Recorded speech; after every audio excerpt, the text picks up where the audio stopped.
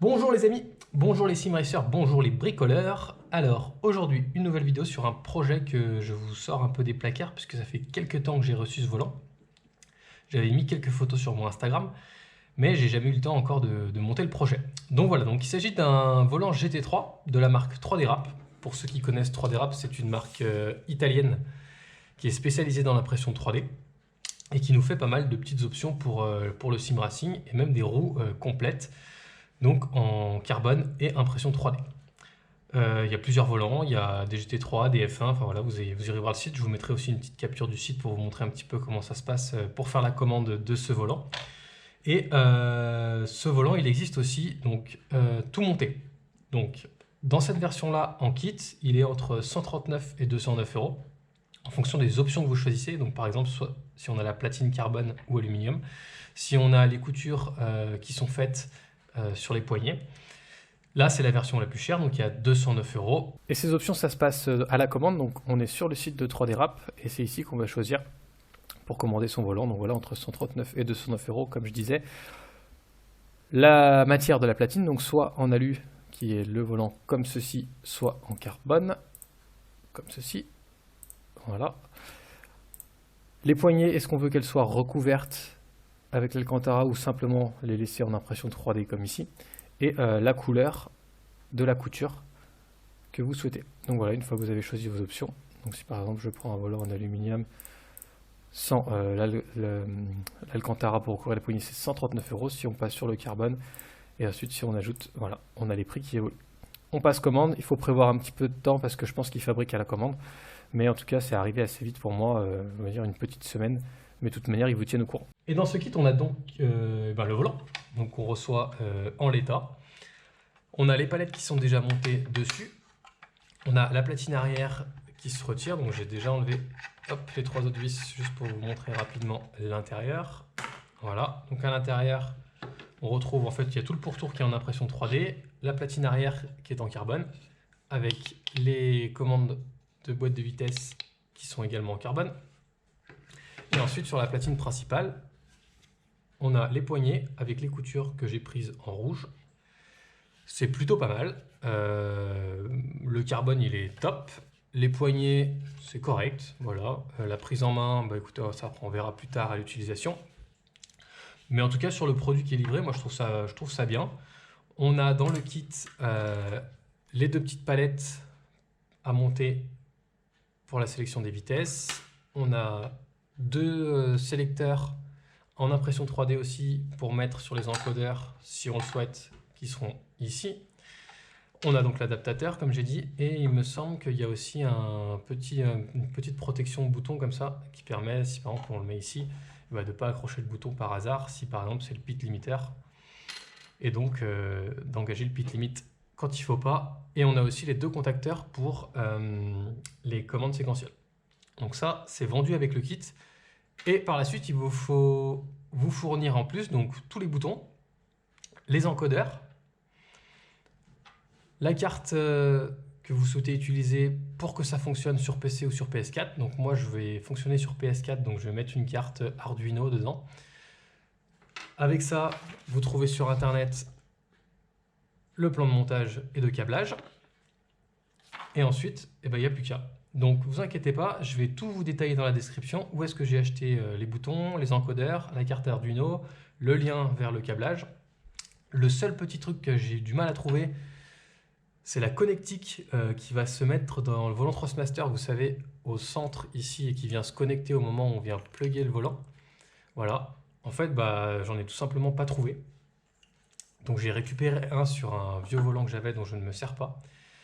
On arrive à trouver les connecteurs, donc c'est des connecteurs DIN 6 pins qui se trouvent, on en trouve sur AliExpress et tout, mais on n'en trouve pas avec cette forme-là.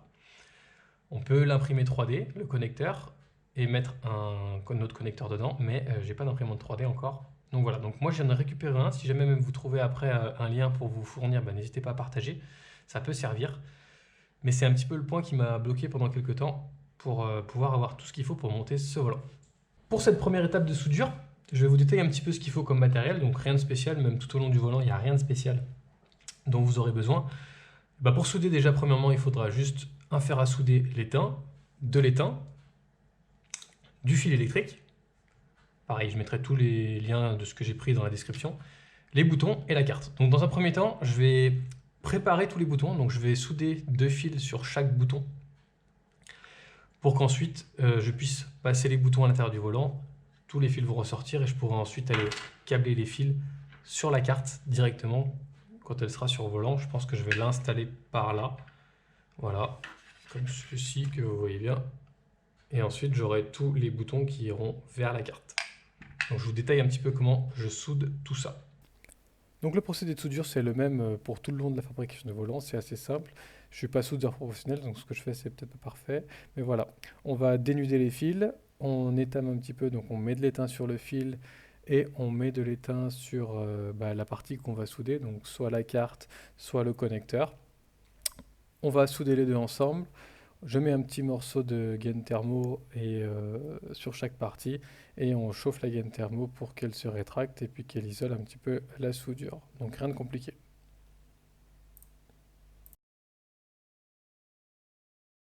Le câblage de tous les boutons est fait. Alors comme je vous ai dit, si on suit le schéma pour la carte Arduino, donc voilà, si vous mettez une carte Léo Bodnar, ce sera un autre câblage, mais en tout cas sur la carte Arduino, on a toutes les masses qui vont d'un connecteur à l'autre, enfin qui vont d'un bouton poussoir à l'autre. Donc quand vous préparez vos boutons, moi ce que j'ai fait, c'est que du coup j'ai mis uniquement les fils blancs, sauf le premier où j'ai mis le fil blanc et le fil vert. Et ensuite on va aller faire rejoindre tous les boutons ensemble jusqu'au dernier, où là on a un dernier fil qui va aller sur la carte Arduino. Donc voilà, on va maintenant mettre les encodeurs ici. On va faire le câblage aussi et ensuite on branchera tous sur la carte Arduino. Pour mettre les encodeurs, donc, qui sont des boutons sur lesquels on peut, je ne vais pas préciser, mais on peut sélectionner la position. Il va falloir repercer un petit peu le volant parce que si on regarde bien, là on est à 6,7 et on est sur 6,5 ou 6,4 sur le volant.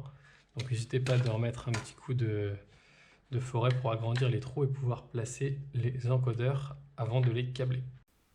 Donc je profite du temps de montage que je passe en accéléré où j'ai fait tout le câblage, des boutons, des encodeurs et tout le câblage sur la carte. Prenez bien le temps de le faire, faites ça bien, faites ça proprement, évitez les erreurs parce qu'une fois qu'on plug la roue sur le volant et que ça ne marche pas, il faut rechercher, c'est vraiment la galère. Moi j'ai eu de la chance, ça a fonctionné du premier coup, mais voilà, si vous suivez le schéma et que vous prenez votre temps, il n'y aura pas de souci. Juste un petit mot sur la carte Arduino. C'est la seule solution que j'ai trouvée pour faire fonctionner une roue comme ça sur une PS4, donc c'est-à-dire qu'une roue qu'on va fabriquer soi-même. Et en fait, la carte Arduino, elle va émuler ce qui se passe dans une roue d'origine. Donc dans la roue d'origine Trustmaster, on a la carte Arduino dans laquelle on va injecter un programme, il sera dans le lien dans la description. Je remercie la personne qui a fait ça sur un blog que j'ai retrouvé. Et ça permet tout simplement de faire fonctionner la roue comme à l'origine. Le seul problème, c'est la PS4. Voilà, on sait qu'on est limité en nombre de boutons. Et ça, c'est vraiment galère. Donc en fait, on n'a pas assez d'entrée par rapport au nombre de boutons qu'on a sur le volant. Donc j'ai mis des boutons qui avaient 2 fois la même fonction. Dans le jeu, ça ne me gênera pas. Mais pour ça, j'ai hâte de passer sur PC et de ne pas être limité à ça. C'est pour moi le principal point faible de jouer sur PS4 quand on fait des volants, quand on modifie des volants ou autres. Voilà, rien de particulier. 6 dernières petites précisions sur les cartes Arduino. Donc vous avez soit la carte Arduino italienne qui se trouve sur le site italien et qui coûte 25 euros, je crois, ou alors vous avez les copies chinoises qui coûtent 2 euros. La seule différence, c'est qu'au moment de l'installation du driver, il faudra installer le bon driver. C'est pas le même que la carte Arduino d'origine pour qu'il soit reconnu en USB sur votre PC. Donc voilà, moi j'avais cherché un petit moment, mais en tout cas, si vous suivez, je mettrai le lien d'un tuto de comment mettre son programme dans la carte Arduino. Il n'y aura pas de souci. Et je vous détaille aussi le montage du contacteur des palettes. Donc très simple, on démonte tout le système de palettes quand le volant est livré et on va venir fixer le contacteur une fois qu'il aura été soudé. Voilà, donc ça c'est le côté que j'ai déjà fait et je vous passe en accéléré le montage de l'autre côté pour voir à quoi ça ressemble. Surtout, faites bien le réglage en hauteur du contacteur, voilà, pour que le contact se fasse correctement et puis que ça ne vienne pas abîmer le contacteur ou que le contacteur soit trop loin et ne fasse pas contact.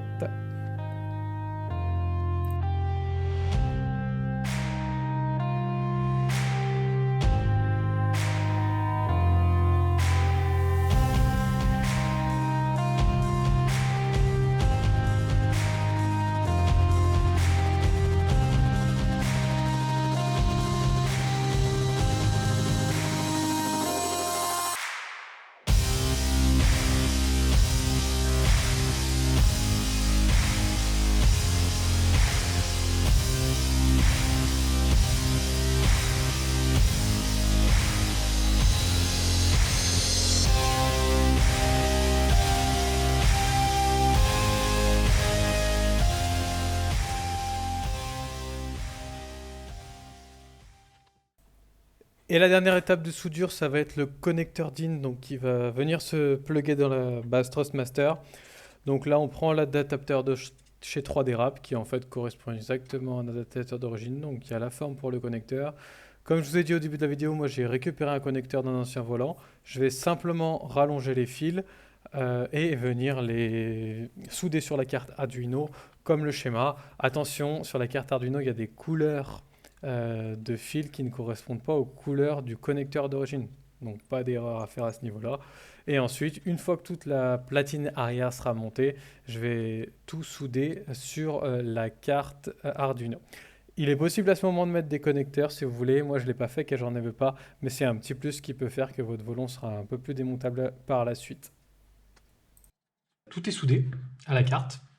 Donc tous les boutons sont reliés à la carte, plus le connecteur qui est lui aussi relié à la carte. Donc on va pouvoir fermer le volant et pouvoir l'installer sur le Simu pour tester, voir si ça fonctionne avant de faire les dernières finitions. Attention au moment où vous fermez le volant de ne pas coincer des fils. Ça m'est arrivé en fait. Donc voilà, faites gaffe de bien placer les fils pour pas qu'ils soient pris entre le carbone et l'impression 3D ou même entre les canons où viennent se visser les vis. Et il n'y aura pas de souci. Et pour terminer le montage, je vais mettre donc les petits caches sur les encodeurs.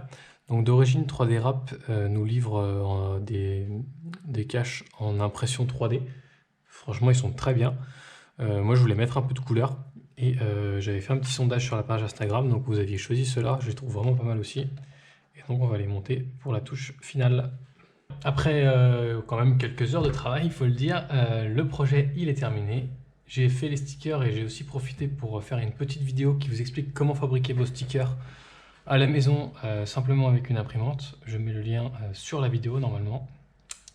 Et je vous fais un premier petit débrief de ce produit, de ce volant de chez 3D Wrap. Après le montage, j'ai également branché le volant sur la base Trustmaster, voir si tout fonctionnait bien. Et tout fonctionne bien du premier coup, donc c'est une très bonne nouvelle. Surtout la bonne nouvelle, c'est que cet adaptateur qui est entièrement en impression 3D, dans lequel il y a le connecteur, se plug aussi parfaitement sur la base. Donc ça, c'est bien. J'avais un petit peu peur et j'avais peur que ça torde les pins dans le connecteur. Mais absolument aucun souci.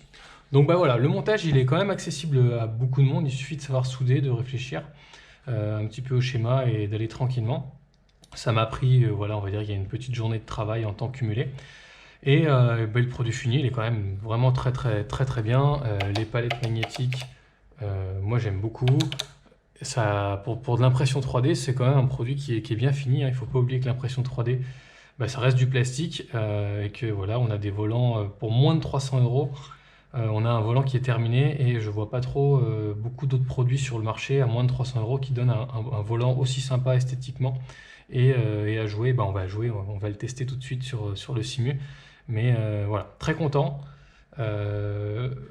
J'ai lu quand même quelques petites choses sur internet des personnes qui l'utilisaient sur des direct drive et qui trouvaient ça un petit peu léger. Alors voilà, je me prononcerai pas, j'ai pas encore de direct drive, même si mon SimuCube il est bientôt en commande. Voilà, ça effectivement, ça reste du plastique, donc utiliser ça sur un direct drive, je ne sais pas, mais je vous ferai le retour puisque de toute manière, j'adapterai ce volant sur mon SimuCube à l'avenir. Mais en tout cas, sur le Trustmaster actuellement, j'ai jamais eu de souci à utiliser des volants en impression 3D. Donc on va l'installer sur le Simu et c'est parti pour une petite vidéo en jeu.